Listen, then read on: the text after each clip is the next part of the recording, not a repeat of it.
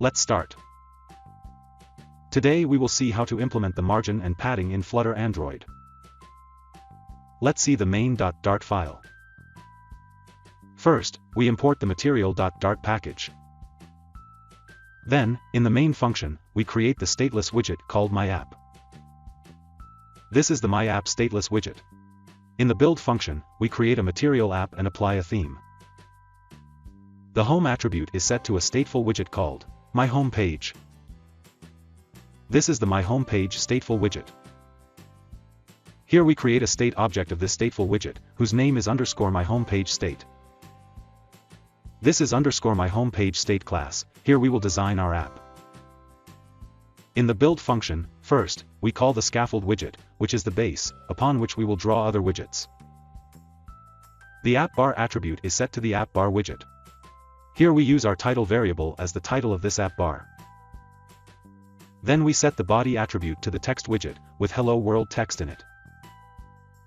Let's run the app. As you can see, the Hello World text is placed at the extreme left corner of the screen. Let's add some margin and padding to the text widget. Now, we have wrapped our text widget inside a container widget. The reason to use the container widget is that the text widget does not have any margin and padding attributes.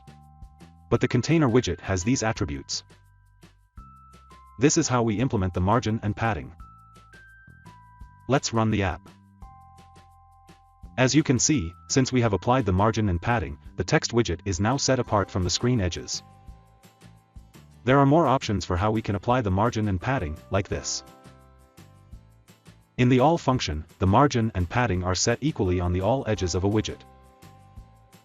In the only function, we can set the margin and padding to left, right, top, and bottom edges separately, and optionally. There is one more way to implement the padding.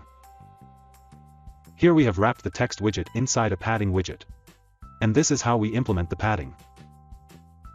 So that's it.